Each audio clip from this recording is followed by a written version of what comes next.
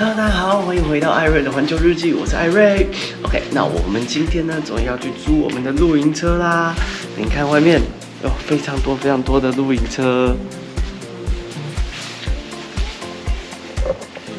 OK， 那我们等一下呢，就是要租其中一台。我们等一下再带大家看一下我们的露营车里面长什么样子。OK。Hello， 大家好。OK， 那我们刚租到露营车以后呢，我来带大家看一下我们的露营车长什么样子。来，走。OK， 那第一个呢，是我们这边还有一个小门。哦，这个门是干嘛的呢？其实呢，它是连通上面厨房这边。好，这连通厨房这边呢，它是一个可以放垃圾桶的地方。就是如果你在这边装一个垃圾袋，好，这样你厨房啊、切菜啊、水果皮啊什么就可以直接丢在这里。那你要丢垃圾的时候也比较方便，不用把它拎上去，你就可以直接从外面把它带走拿去丢，这样比较简单。OK， 那再来呢，就是我们到了营地的时候呢，我们露营车上常会用水嘛，就比如说你可能要洗澡啦，好，或者是洗菜啦、洗手啦、冲马桶啊等等，你都需要用水。那露营车上的水呢，它就有自己的一个水箱。好，那这个位置呢，这边有没有看到这边有一个 water 啊？那这个位置呢，就是让我们可以从这边呢去装水，到每一个营地、每一个营站呢，其实它都会有装水的地方，就把水管拿过来，然后插进去，然后把水管打开，就会把它装满。啊，那这个水量的话呢，我猜啦，大概每1-2天、2-3天可能就要再装了。对，因为我们这一趟出去的人也比较多，大家使用的量可能也会比较高一些。OK， 那再来呢，我们来到了车的尾部。好，尾部这边呢有2个锁，我们把它打开。OK， 这边大家可以看到，我们可以看一下里面，这里呢是我们算是露营车最主要的储藏空间啊。然后呢，租车商已经附了一个就是露营用的桌子，然后3张椅子。OK， 然后这边有我们露营车可以接电的地方的电线。然后后面有一些，比如说像烤肉用具啦，打扫用具啦等等的，这边就是主要储藏空间。OK， 再来，那另外一侧的这一半呢，它是一个瓦斯瓶。OK， 它就是我们如果在露营车上我们要煮菜的时候啊，就可以用瓦斯。对，那它这边有2瓶。瓦斯来说的话呢，刚才他们是跟我们讲说，在每一个加油站大多都有可以充瓦斯的地方。但我们也还没有充过，到时候再说吧。瓦斯的话，第一个是用来给煮饭的时候用的。再来第2个呢，就是我们洗澡的热水也是用瓦斯煮的。然后再来就是说，我们的冰箱如果在没有接电的状况下，它也可以用瓦斯来变成它的能源这样子。OK， 好，那瓦斯的隔壁呢，就是这个地方，这边把它打开。大家看一下，这个是什么呢？这个其实就是我们的便便，这就是我们车上的厕所。厕所呢，下面它的一个算是储存桶这样子。OK， 那我们就必须，比如说你上完厕所以后，你可能隔个1天2天的厕所把便便都塞在里面，尿也在里面之类的啊，排泄物都在里面，你就要把它拿出来，整桶给它拿出来，然后拿去倒掉。其实它真的是蛮干净的。它不会有臭味，因为我们在里面会放一些化学药剂啊。然后第一个它不会臭，第2个呢，它的管线都接得非常密，非常对口都对得很齐这样子，所以不会说它很脏很恶心或者怎么样，你不敢去碰它，这是不会的，它非常干净。OK， 那再来呢，我们刚刚有提到嘛，我们到了营地的时候呢，可能会需要接电。因为你车子本身你会用电，比如说像冰箱会用电啦，或者是你在车上你可能要充电、充手机、充 GoPro、用电脑等等的，或者说开灯你就需要用电。车上本身你在行驶过程中，当然就像一般汽车，它也会有充它的电池，但是那个电池来说的话，不太足够去支付一整个冰箱，或者是你这么多人的充手机啊等等的生活用电。所以这边呢，我们到了营地的时候，我们可以透过这个地方就可以接电这边可以看到有一个闪电的标志。OK， 那我们把它打开，这边就有一个插座。好，那这个是露营车专用的一种插座。那我们刚才在后面储藏桶那边就有看到一条非常长的电线嘛，那我们就用这个插座呢接上我们的营地上的电源，那就可以为整台车子去供应电力。OK， 然后呢再来，我们可以看到我们这台车它其实是露营车来说，大多都是吃柴油的。好，所以说这边呢就是我们的加油的地方，我们可以看到这边有标志，上面这边它是写这个是柴油。OK， 那这里就是加柴油的地方吧。那一般柴油的话，它还会需要加一种叫做尿素的东西，然后听说大概是1/5的油吧，就是你加油加5遍，你要加1次尿素的量。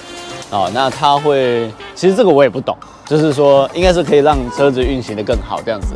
不加就是车子比较容易坏，那基本上就是我们还是会乖乖加了，到时候再找。然后尿素这个东西每一个加油站都有卖，所以这也不是什么大问题。OK， 好，那再来我们看一下驾驶座，来 ，OK， 这个就是驾驶座啦。那驾驶座呢，我们的驾驶一般就是老爸，基本上是老爸在开，因为我们在欧洲租车的时候啊。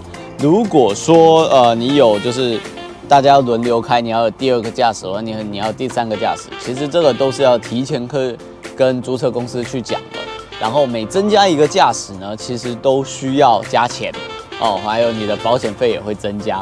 对，那如果说你没有去跟租车公司说你会有不同的驾驶，或者你会有其他特殊状况的话，那么你在万一啦，出车祸或者有任何的擦撞、磨损等等，保险公司就不赔，因为它不保另外的驾驶，它只保了原本你第1个写上去的驾驶这样子。OK， 好，那我们可以看到这台车呢，这台露营车呢，它是手排的，它是手排档。那么也有自排档的车，但是自排档的车一般都会比较贵，在欧洲这边租车一般都是手排比较便宜，然后自排就比较贵啊。那再来有一个比较特别的、很奇怪的一个地方，就是这一台车呢，它的手刹车居然在门口，在这个位置。我们一般来说，我们车的手刹车不是都在中间吗？然后这台车的手刹车在这个位置，所以其实感觉上怪怪的，不过应该还行啦啊。好，那我们再进来。OK， 再来，那我现在在副驾这边，然后副驾驶座这边呢，基本上有一些收纳空间等等的。那主要的副驾驶的工作，也就是我的工作啊，就是在负责帮爸爸去导航导航每一条路哪里到哪里这样子。OK， 那我们往上看一下，上面这边呢，其实有一个驾驶座头顶的大天窗。OK， 那这个天窗这样就可以让驾驶座这边就比较明亮一点。好。然后旁边有一些置物的小空间，再简单放一点，你常常在开车途中可能就会用到的一些东西。好像我平常的话，我就会把帽子放在这边，对，那这样的话会比较方便。OK， 好。OK， 那车的外部我们刚刚都讲完了，我们现在来看一下车的内部。这台露营车来说的话呢，它的前门就是说驾驶座这边跟副驾，它是用一支汽车原本的钥匙，然后呢后面因为它这个露营车都是改装的嘛，所以后面就是舱房的这个部分呢，又是用另外一个钥匙。OK， 他们2个钥匙是不联动的。好，那我们打开门以后呢，这边就有一个很方便的小垃圾桶，然后呢这边我们可以把这个梯子伸出来，这边下面的梯子有没有？这样可以把它伸出来。OK。伸出来以后，我们就上来喽。OK， 好，那进入车子里面以后呢，第一个我们就会看到我们的厨房。好，这是我们车上的小厨房。那这边呢就有可以洗手洗碗的地方，流理台。然后这就是我们刚才讲到可以放垃圾桶的地方。好，放厨房垃圾。然后这边呢，它有3口火炉，这边有3个炉子。OK， 我们之后呢应该会在这边就是煮饭，那这样的话在餐费上也可以节省一些。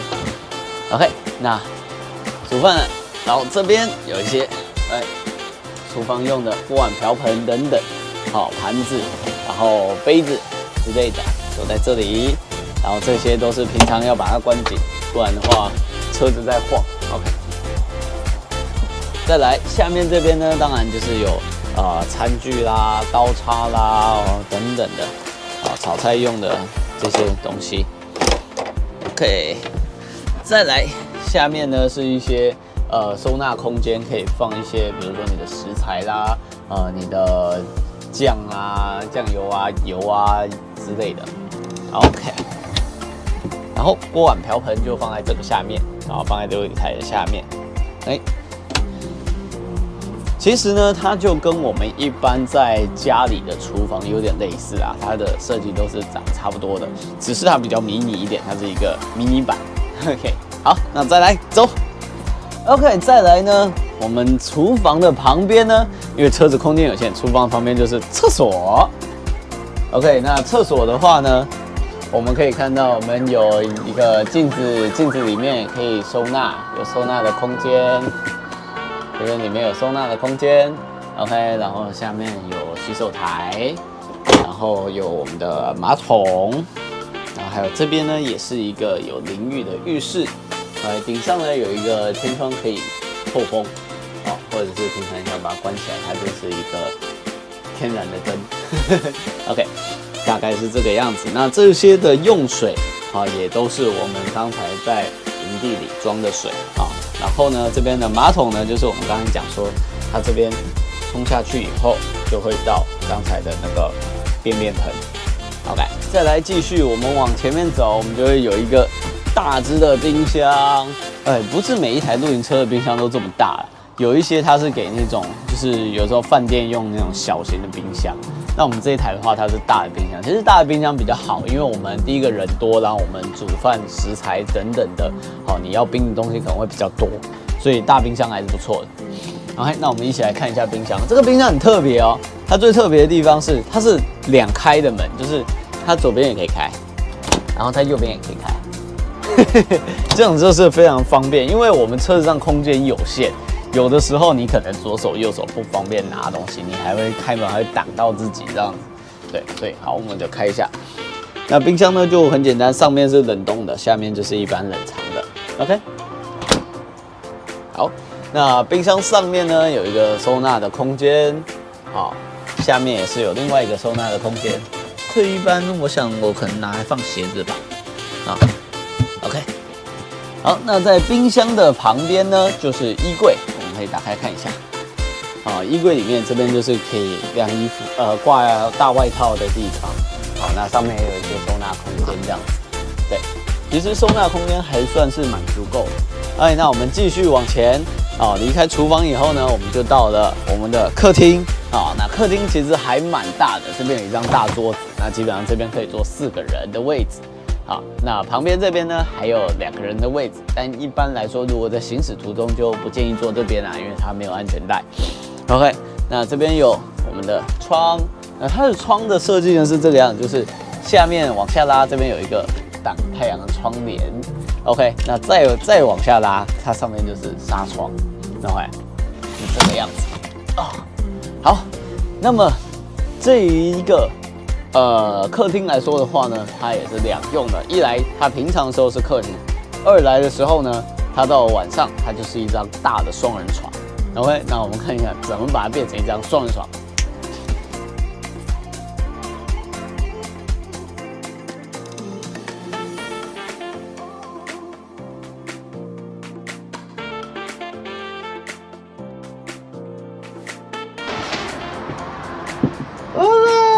就这样变成一张大床了。晚上呢，这里应该就是老爸的位置啦。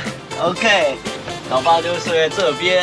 好，那老爸的位置帮他弄好了以后呢，接下来就是我们睡觉的位置啦。那我给大家看一下，我们就睡在上铺。OK， 上铺的位置在这边，但是呢，我们要先把这个拿一下。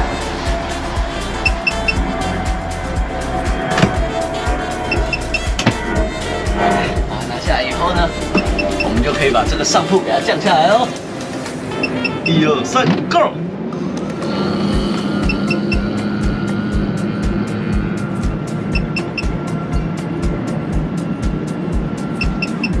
OK， 那这样就是我们的上铺啦，给大家看一下上铺长什么样子。走。OK， 上铺就是这样。还算是 OK 啦，就是坐不起来的，但是那个空间来说，睡觉是足够的。OK， 我跟猪皮呢，基本上晚上我们两个就是睡这个上铺。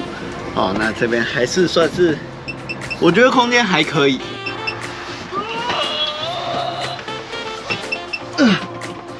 OK， 好，下来了。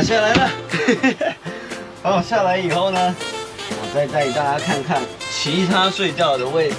好，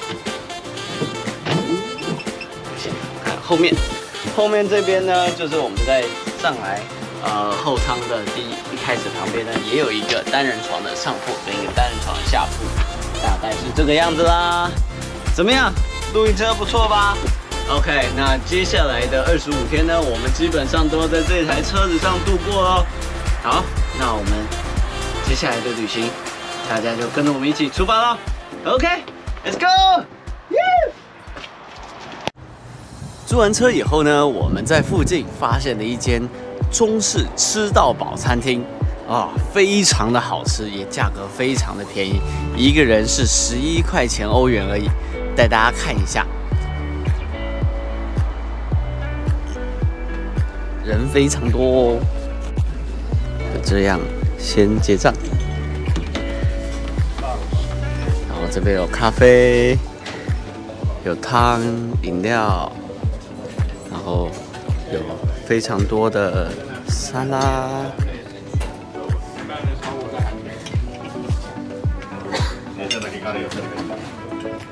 我有披萨。还有很多的餐食，这是猪排超好吃，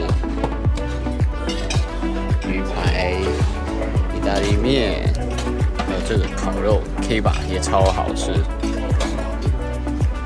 这样子，简简单单吃一顿，店里人超级多，非常推荐大家，如果有来这边租车的话呢，可以吃一顿。非常的好，它是每天的早上10点开始营业。那老板呢，我们也认识了，老板人也超级好。我们刚才要租车的时候呢，还是他开车带我们过去的呢。好了，那吃饱喝足了，我们要上路了，我们旅行就要开始了。OK，Let's go。好了，以上就是我们对我们这一次的露营车的一些基本介绍啦。OK， 那明天呢，我们就要前进北极圈寻找圣诞老人喽。好，如果你喜欢我们的影片的话呢，欢迎订阅、按赞、分享，然后开启小铃铛，才可以跟着我们继续冒险。Let's go 北极圈！我们下部影片见，拜拜。